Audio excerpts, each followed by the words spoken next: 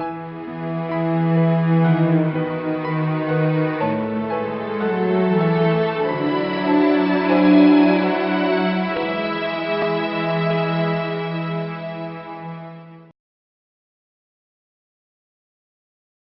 llegado formalmente al final de esta serie de sermones del libro de Hechos y creo que debemos meditar a manera de conclusión en lo que entendimos es el corazón de este libro.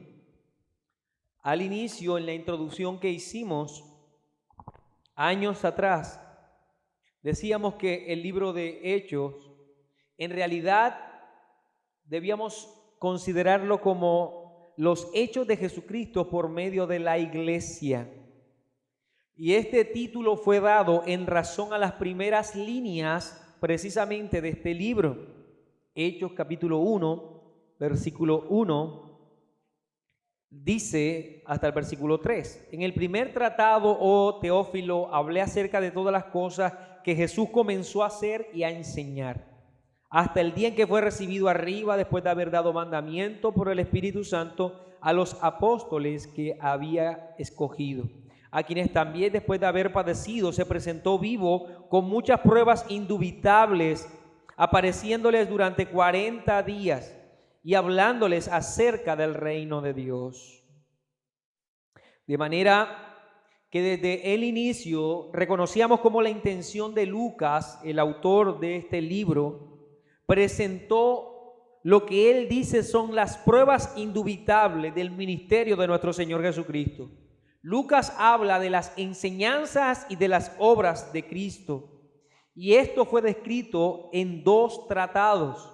El primero es reconocido o llamado como el Evangelio de Lucas, y el segundo es este del cual nosotros hoy damos fin a esta serie de sermones. Por tanto en el Evangelio como el libro de Lucas, el protagonista de la historia narrada no es Pablo, no es Pedro, no es ninguno de los otros 12 apóstoles, no es una iglesia en particular, ni siquiera es una iglesia local o la misma iglesia universal. El protagonista tanto del Evangelio como el libro de Hechos no es otro sino Cristo. Cristo obrando en medio de su pueblo. Es Cristo, es su evangelio, sus enseñanzas, sus obras hechas en el mundo, siendo un instrumento la iglesia. Antes de dejar atrás este libro y dedicarnos a otros sermones, a otras porciones bíblicas o a otros libros, permítame presentar 4 enseñanzas que siempre debemos recordar del libro de Hechos a manera de conclusión. Así que para el día de hoy quiero colocar como título de este sermón: La misión continúa. Y quiero desarrollar estas 4 verdades, estas enseñanzas que deben estar en nuestra memoria de lo que fue este recorrido a lo largo de todo el libro de Hechos. Entonces vamos a ir a la primera de esas enseñanzas, y es que Cristo dejó una misión clara para la iglesia. Si algo aprendimos del libro de Hechos fue precisamente esto: Cristo dejó una misión clara para la iglesia. Muy temprano en el versículo 8 del capítulo 1 dice: pero recibiréis poder cuando haya venido sobre vosotros el Espíritu Santo, y me seréis testigos en Jerusalén, en toda Judea, en Samaria y hasta lo último de la tierra. Este libro es una dedicatoria a la fidelidad de la iglesia a la obra encomendada de nuestro Señor Jesucristo, de cómo la palabra de nuestro Señor no fue desechada por su pueblo, fue atesorada esta instrucción, no desestimaron esta misión. En lugar a ello, la iglesia procuró acatar a cabalidad esta misión presentada por su Señor. Si algo podemos concluir es que la iglesia fue fiel a este llamado, porque esta instrucción fue bastante clara para ellos. Desde Jerusalén empezó a predicar la iglesia. Se extendió a toda Judea. Pasó a Samaria, a todo el territorio de Siria. De allí recorrieron hasta Asia Menor, el territorio griego, parte de Europa y los confines de España. Todo esto que vemos nosotros en el libro de Hechos, desarrollado en estos 28 capítulos, se estiman 30 años de historia de la iglesia.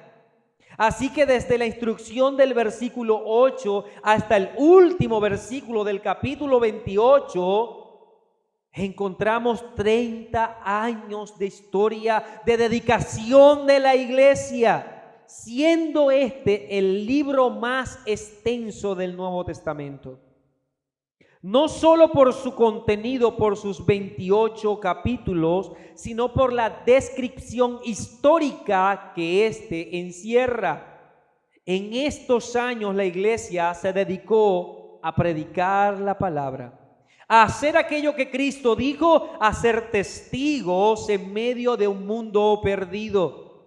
Si nosotros no tuviésemos el libro de Hechos, no sabríamos casi nada de la iglesia del Nuevo Testamento, nada de la iglesia primitiva, pues nos quedaríamos con las cartas, esas cartas de los apóstoles que describen solo una parte de la historia, que describen una situación en particular que fue acatada y que fue usada precisamente estas cartas para tratar estas condiciones que vivía la iglesia.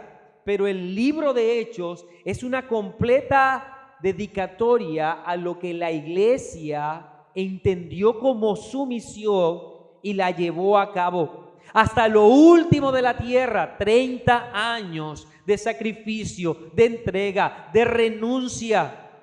Todo ello para cumplir la misión dada por su Señor. Así que la iglesia no vio como prioridad, y el libro de Hechos no se dedica a ello, hablar de la vida cotidiana de los hermanos, de cómo enfrentaban sus propias dificultades familiares o sociales, de cuál era la condición sociocultural o política de los creyentes. Si ellos se dedicaban a una cosa u otra, en realidad este libro nos habla de lo que es más importante. Cómo Cristo encomendó a la iglesia su predicación y por lo menos esta iglesia primitiva, cómo se dedicó a hacerlo.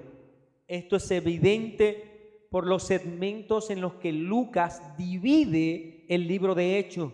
Naturalmente, todo el libro puede ser dividido en 6 partes. Y cada una de estas partes termina con una declaración de cómo la iglesia sigue realizando su labor. Yo quisiera guiarles en cada una de estas 6 partes. La primera, desde el momento en que el Señor Jesucristo dio la misión hasta el capítulo 6, versículo 7.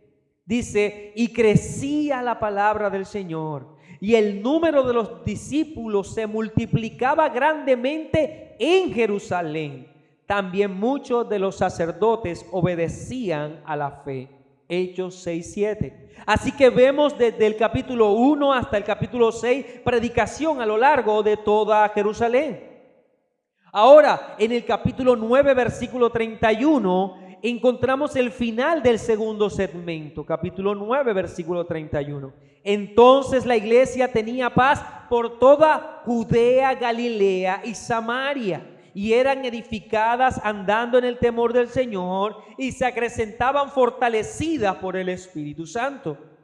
Este segundo segmento nos habla de cómo la iglesia fue fiel al predicar en Judea, Galilea y en Samaria como Cristo encomendó. El tercer segmento lo vemos en el capítulo 12, versículo 24, el final de él. Capítulo 12, versículo 24, dice, pero la palabra del Señor crecía y se multiplicaba.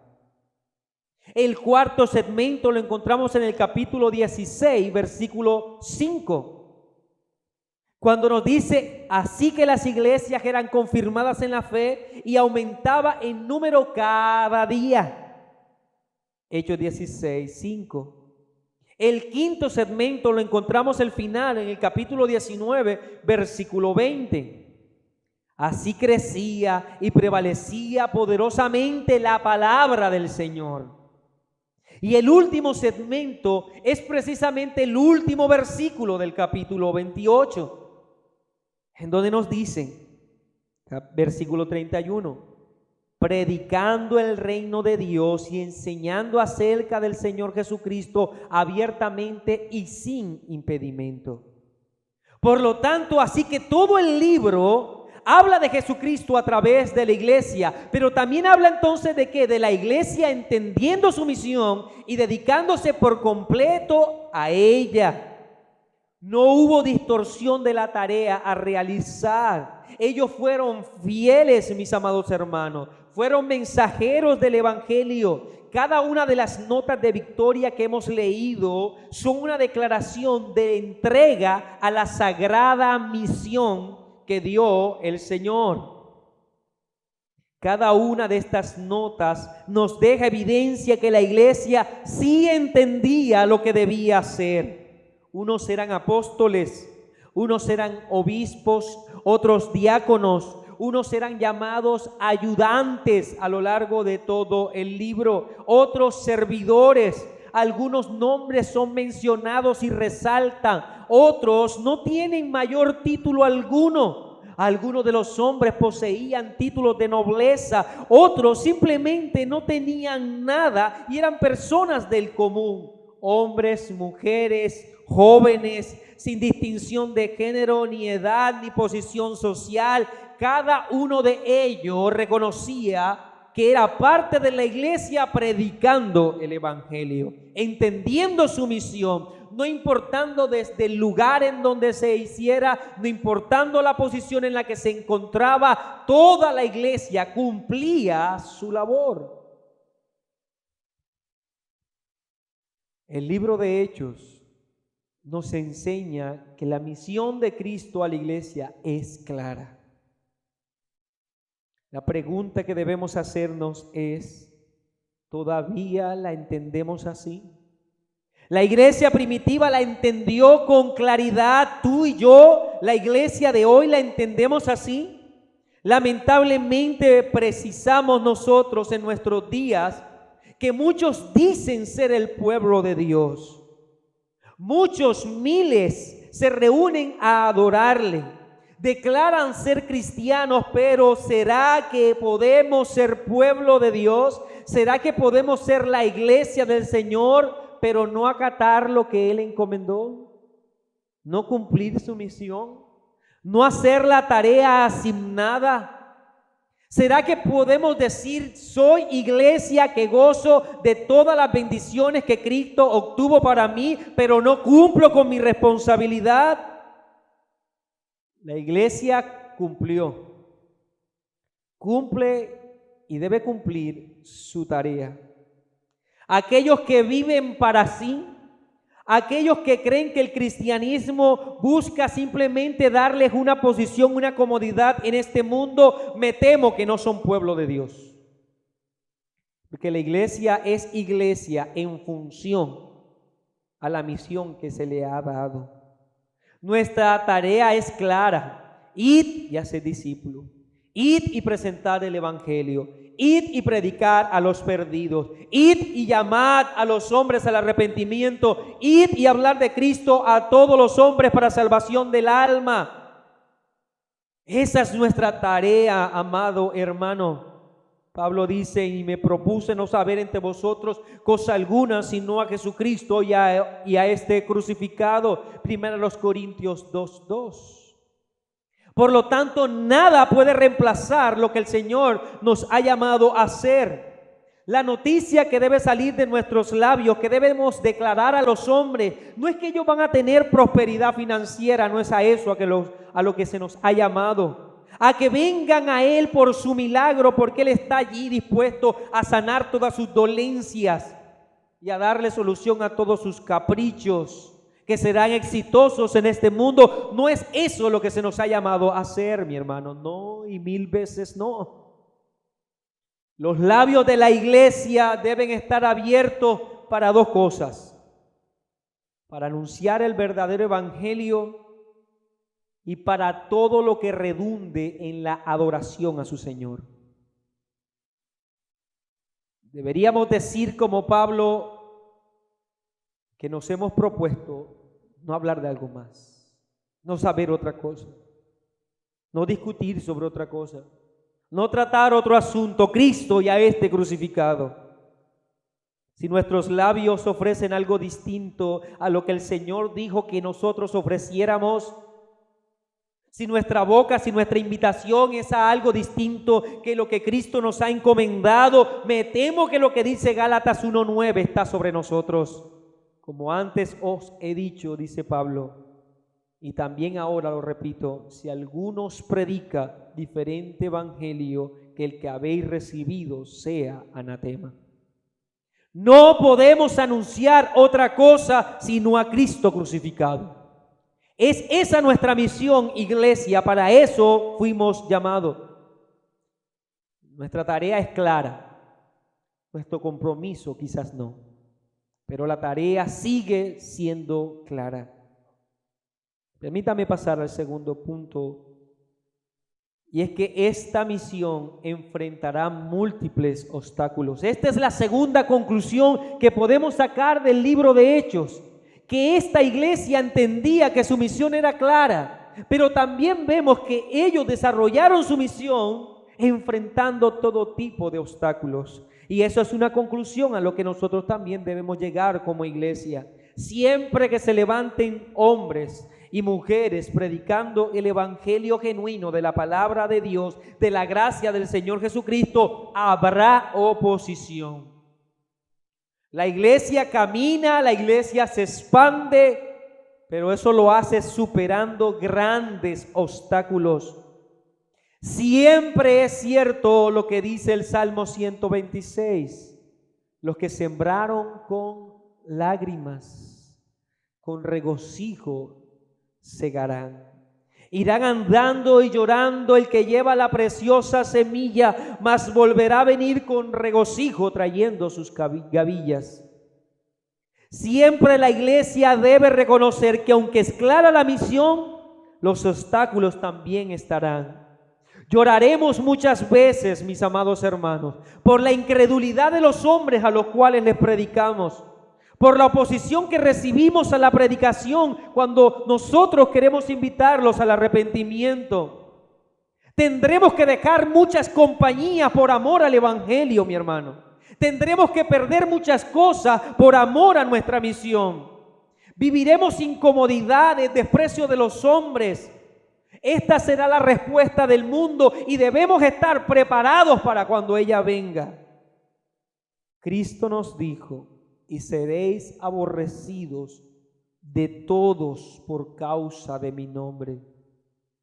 Mas el que persevere hasta el fin, éste será salvo. Amada iglesia, entonces no solamente debemos tener clara la misión, sino que también debemos reconocer y estar preparados para todo tipo de obstáculo que se venga a nosotros cuando prediquemos el evangelio. Al recordar el libro de Hechos, vemos la entrega de esta iglesia primitiva, pero también vemos cómo fueron valientes al seguir adelante en medio de innumerables obstáculos. Y podemos señalar uno tras otro. Cada mártir de nuestra historia como iglesia debe ser para nosotros un estímulo para seguir caminando hacia la meta, no importando lo que nosotros tengamos que dejar atrás. Como dice el autor de Hebreos, después de hablar de la fe de los hermanos del pasado, nos dice en Hebreos 12:1: por tanto nosotros también, teniendo en derredor nuestro tan grande nube de testigos, despojémonos de todo peso y del pecado que nos asedia y corramos con paciencia la carrera que tenemos por delante, puesto los ojos ¿en quién? En Jesús, el autor y consumador de la fe. Como iglesia, cada uno de nosotros que somos parte del cuerpo del Señor enfrentaremos luchas particulares. Y sé que a la presente es así. Algunas de esas luchas parecerán mayores, más grandes que nosotros mismos.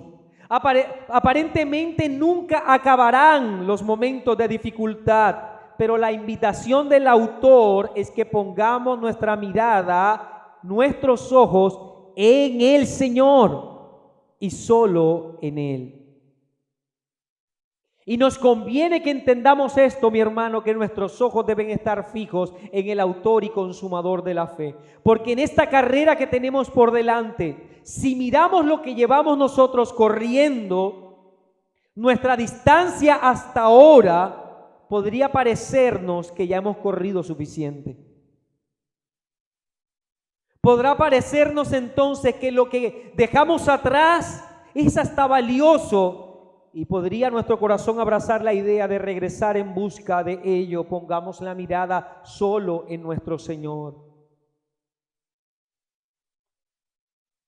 Pongamos nuestra mirada solo en Él. No en lo que nosotros hemos renunciado, no en lo que hemos corrido, no en lo que el mundo dice. Como Pablo nos enseña, hermanos, en Filipenses 3:13, yo mismo no pretendo haberlo alcanzado ya, pero una cosa hago, olvidando ciertamente lo que queda atrás y extendiéndome a lo que está delante, prosigo la meta al premio del supremo llamamiento de Dios en Cristo Jesús. Entonces no solamente tienes que tener clara la meta, amado hermano. No solamente es que la misión debe ser lo más importante para nosotros, la certeza de que enfrentaremos obstáculos, sino que ante cada obstáculo que hayamos nosotros superado, debemos olvidar lo que hemos dejado atrás.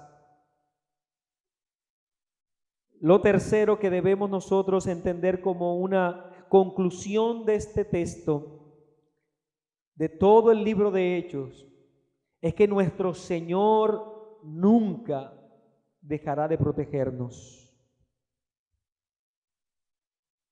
Si miramos el libro de Hechos, vemos la valentía de la iglesia, la determinación de la iglesia, pero también vemos la protección de nuestro Señor.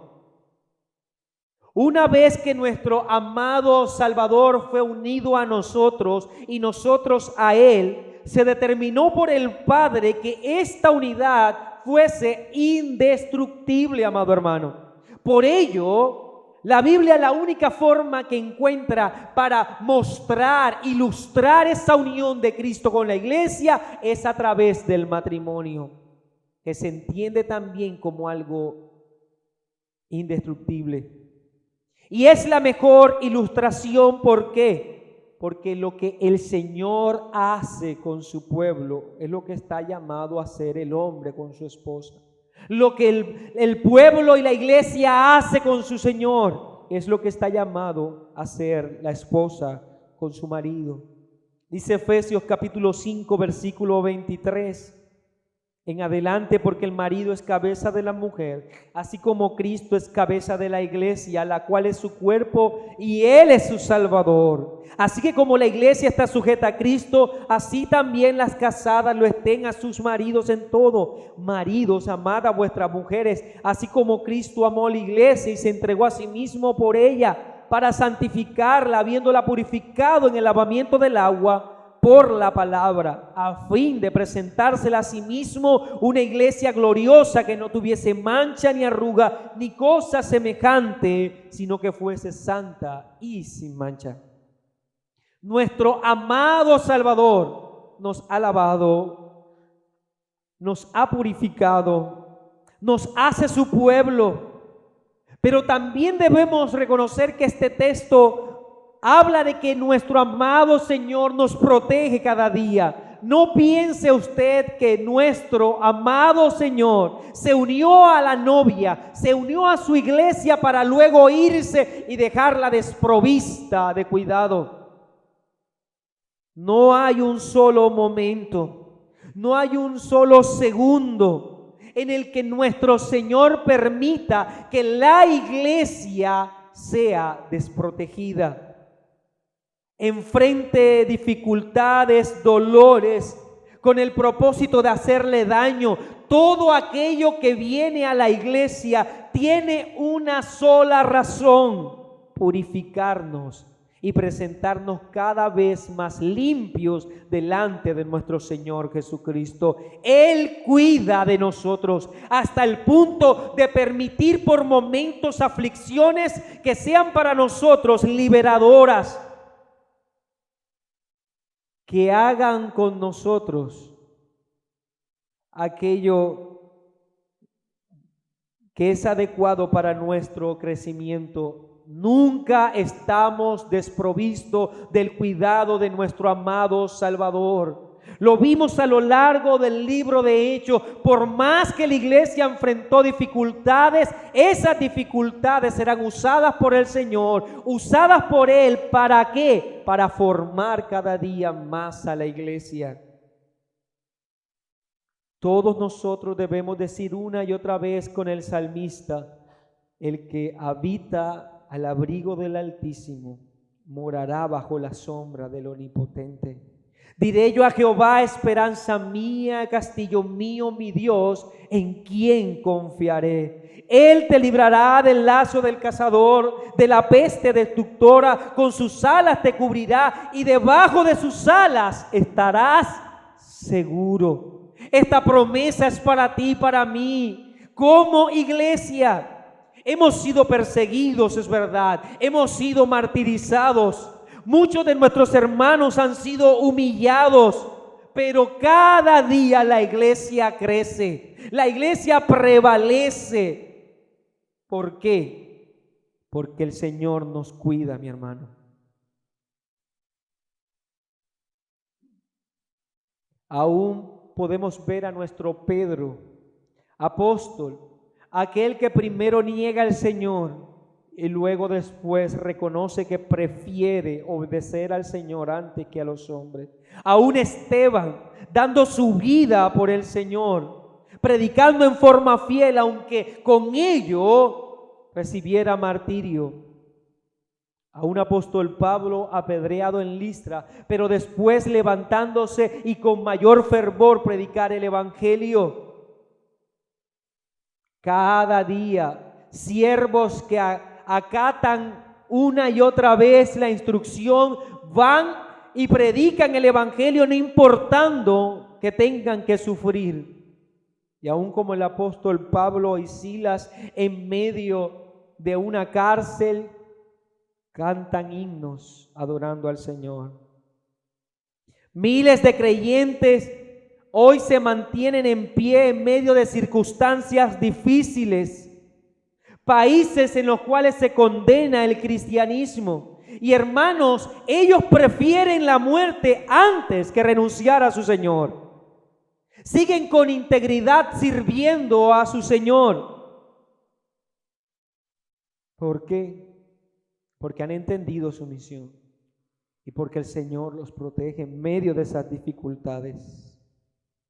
Todavía se hace clara la promesa del Señor cuando dijo: he aquí yo estoy con todos vosotros todos los días hasta el fin del mundo. Nunca estamos solos, mi hermano, como iglesia. El Señor está con nosotros. Permítame establecer la cuarta enseñanza que debemos extraer y recordar del libro de Hechos. Esta sería entonces la última, y es que nuestra misión continúa. No solo que la misión es clara, que va a enfrentar obstáculos, que el Señor está con nosotros todos los días, sino que nuestra misión continúa el día de hoy. Podemos decir que el libro de Hechos termina con 3 puntos suspensivos, porque nuestro Señor no ha dejado de obrar por medio de la iglesia el día de hoy. Cuando Pedro, Juan, cuando el apóstol Pablo murieron, Cristo no dejó de obrar. Ellos eran instrumentos pasajeros. Después de ellos, muchos hombres se levantaron predicando el Evangelio, defendiendo su fe en medio del pragmatismo y el paganismo de la época. Y ellos siguieron con su misión. Después de estos hombres aparecieron en la Edad Media maestros capaces de organizar la fe apostólica y enseñarla a otros. Ellos también cumplieron su misión. Siguieron adelante con su tarea. Posterior a ello, en medio del oscurantismo, se levantaron hombres reclamando la autoridad de la Escritura, que son llamados padres o prerreformadores. Ellos también entendieron su misión y cumplieron con su tarea. En la Reforma el grito no era otro, sino sola Escritura, reclamando cómo la palabra del Señor debe ser enseñada en medio del pueblo. Cada uno de estos momentos y periodos históricos se ha caracterizado por una iglesia que se ha levantado firme, entendiendo su misión y cómo ellos no veían atrás pensando que la misión había terminado, sino que se debía seguir predicando el Evangelio. Tú y yo somos la iglesia de hoy. Por lo tanto, nadie más tiene la responsabilidad de predicar hoy sino tú y yo. El Señor no quiso levantar entre nosotros, en medio de nosotros, a un Lutero, a un Calvino, a un Jonathan Edwards, a grandes predicadores del pasado, a un Spurgeon. Nos ha puesto a ti y a mí, aquí en este momento. ¿Para qué, mi amado hermano? Sino para entender nuestra misión, que es totalmente clara, correr y cumplir con ella. Somos nosotros los llamados a hacer esto, mi hermano. Cada uno de los hermanos del pasado eran responsables de su generación. Pero tú y yo somos responsables de nuestra generación y de aquello que van a escuchar de nuestros labios. Oremos para que el Señor considere y nos dé el mismo coraje que nuestros hermanos del pasado. El mismo denuedo al predicar, la misma entrega, la misma renuncia al considerar nuestras propias vidas y tenerla como en poco con tal de cumplir el mensaje del Evangelio. Quiera el Señor bendecirnos a todos nosotros, prosperando nuestro esfuerzo. Porque todavía hoy se escucha la declaración del profeta cuando dijo: proclamad entre las naciones, proclamad guerra, despertad a los valientes y acérquense, vengan todos los de guerra, forjad espadas de vuestros asadones, lanzas de vuestras hoces, diga el débil, fuerte soy. Juntaos y venid, naciones todas de alrededor, y congregaos, haz venir allí, oh Jehová, a tus fuertes. Despiértense las naciones y suban al valle de Josafat, porque allí me sentaré para juzgar a todas las naciones de alrededor. Echad la hoz, porque la mies ya está madura. Descended, porque el lagar está lleno. Todavía la oración que debemos hacer como iglesia es aquella que nos invitó nuestro Señor Jesucristo cuando dijo: a la verdad la mies es mucha, mas los obreros poco. Rogad pues al Señor de la mies que envíe obreros a su mies. Nuestra tarea en realidad, mi hermano, apenas empieza. Tenemos toda una misión por delante. Cuando vemos el libro de Hechos, podemos en realidad reconocer que nuestros ojos deben estar fijos en lo que en realidad importa. Ninguno de nosotros puede pensar que ha hecho ya lo suficiente en el cristianismo, que alguno de nosotros ha terminado su tarea. Todavía hay muchas almas por predicar, todavía hay muchos oídos que deben escuchar el Evangelio. Todavía tú y yo tenemos tanto que hacer como para perder el tiempo, perdóneme la expresión, en tonterías. Cuando vemos el libro de Hechos, reconocemos una iglesia que entendió su misión. Cuando vemos la historia, reconocemos a cada hermano del pasado entendiendo su misión.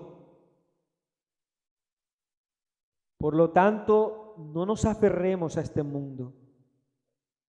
Y no dejemos que el mundo introduzca en nuestro corazón el afán particular que Él tiene. Pablo le dice a Timoteo: tú pues sufre penalidades como buen soldado de Jesucristo. Ninguno que milita se enreda en los negocios de la vida a fin de agradar a aquel que lo tomó por soldado. En 2 Timoteo capítulo 2, versículos 3 y 4. El Señor oró al Padre para que no para que nos sacara de este mundo, en Juan capítulo 17. Él dijo: no los saques del mundo. Él oró al Padre para que nos guardara del mundo. ¿Cómo la iglesia va a correr al mundo? ¿Cómo la iglesia se va a afanar por el mundo? Cumplamos con nuestra tarea, seamos diligentes. Con todo cuanto viene a nuestra mano que tengamos que hacer, hagámoslo. Pero como cristianos, mi hermano, no desechemos nuestra misión. No pongamos lo que en realidad es de segunda mano, que no es importante. No lo pongamos como lo primario.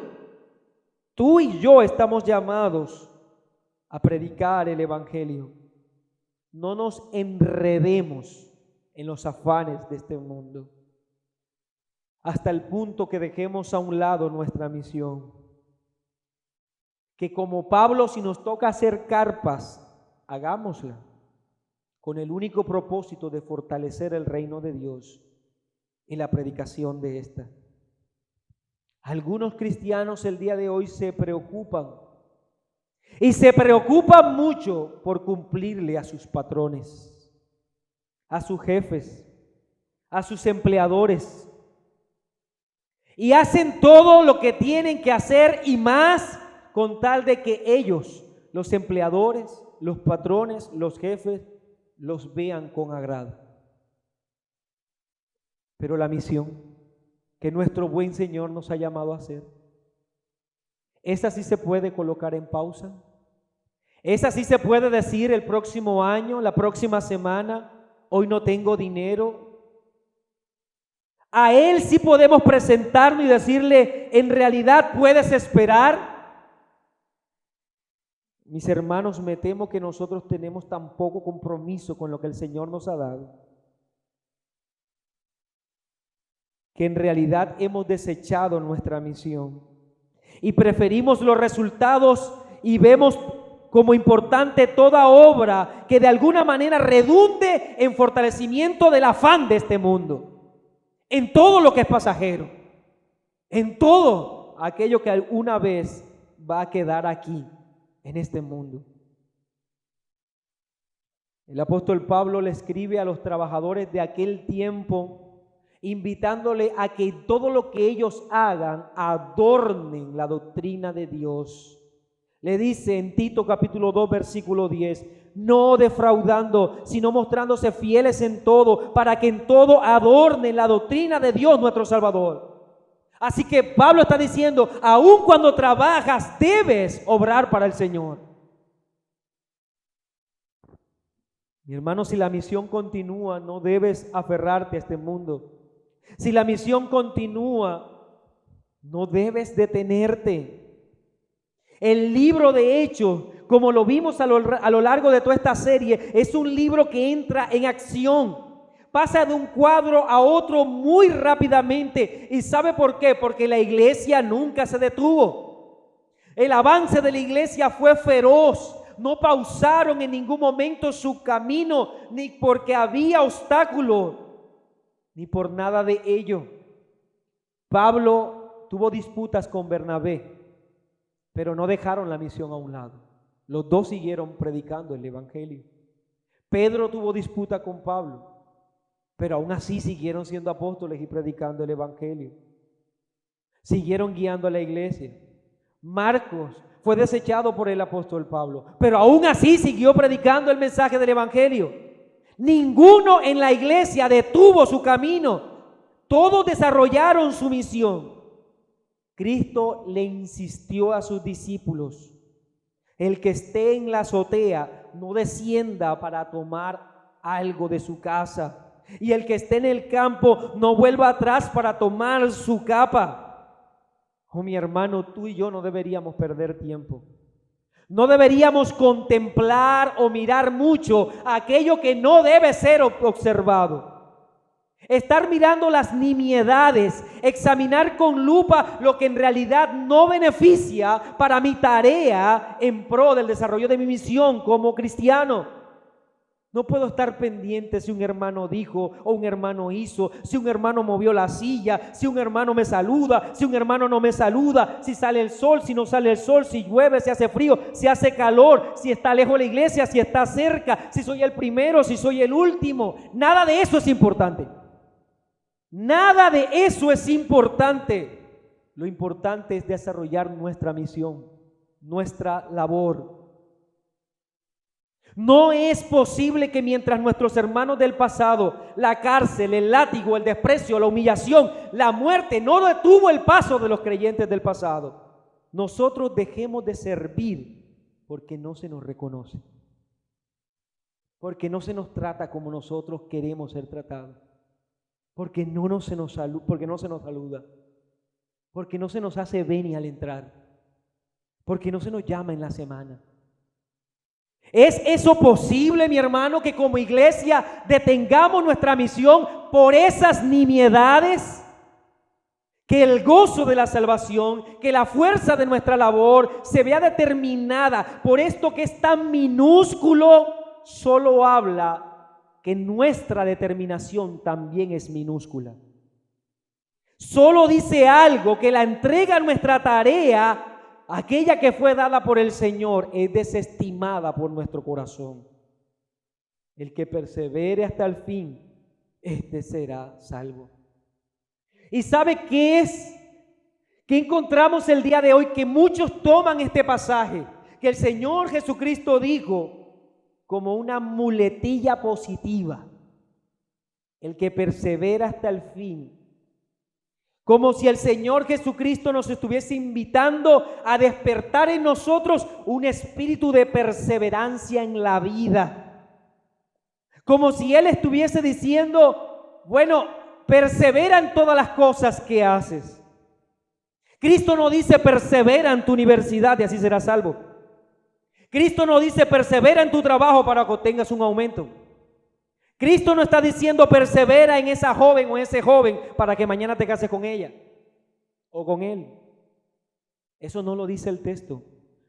Es violentar este pasaje pensar que Cristo está invitando a perseverar en todas las cosas.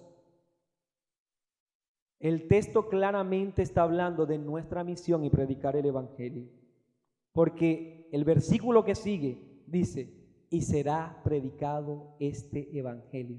Por lo tanto, la perseverancia que debe mostrar la iglesia, ¿cuál es? ¿Y hacia dónde es? Hacia predicar el mensaje del evangelio. Si algo requiere perseverancia en nuestra vida y en este momento, es nuestra misión. La predicación del evangelio. No importa si estamos solos.